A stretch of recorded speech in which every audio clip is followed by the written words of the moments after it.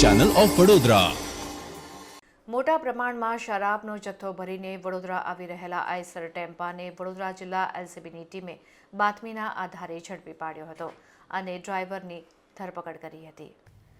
31 ડિસેમ્બરની ઉજવણીનો થનગનાટ શરૂ થઈ ગયો છે, ત્યારે બુટલેગરો પણ શરાબીઓને શરાબની અછત ન પડે તે માટે તમામ તૈયારીઓમાં લાગી ગયા છે।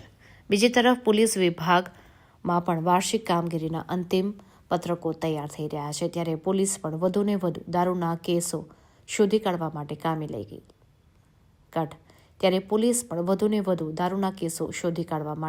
લાગી ગઈ છે। આ દરમિયાન ગતરોજ વડોદરા જિલ્લા એલસીબીના સ્ટાફને બાતમી મળી હતી કે એક બંધ બોડીનો આઈસર ટેમ્પો ગોધરા હાલોલ થઈને વડોદરા આવેલો છે અને હાલ વરણામાં પોલીસ મથકની હદમાં આવેલ મહાદેવ હોટેલ પાસે ઊભો છે। જે બાતમીના આધારે એલસીબીના સ્ટાફે વર્ણનવાળા આઈસર ટેમ્પાને કોર્ડન કરીને તપાસ કરતા તેમાં આઈસર ચાલક પ્રકાશ ઉકાર બાસિયા મળી આવ્યો હતો।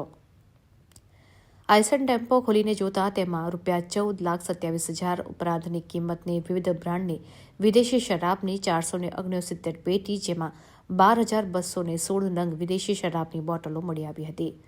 ડ્રાઈવર પાસે મળેલો મોબાઈલ ફોન તેમજ 10 લાખની કિંમતનો આઈસર ટેમ્પો મળીને ₹24,32,500નો મુદ્દામાલ કબજે લેવામાં આવ્યો હતો।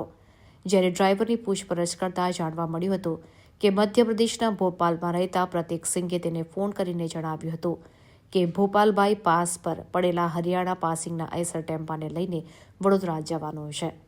જે નિવેદનના આધારે ભોપાલના પ્રતીક સિંઘ નામના શખ્સને વોન્ટેડ જાહેર કરીને વરણામા પોલીસ મથકે પ્રોહિબિશનનો ગુનો નોંધવામાં આવ્યો છે।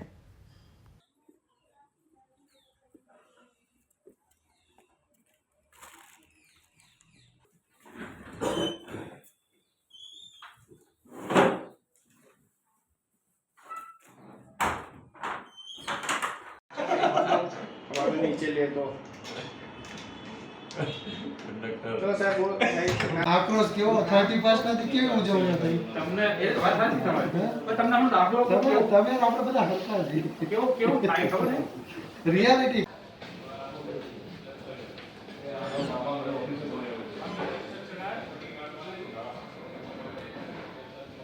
હાલો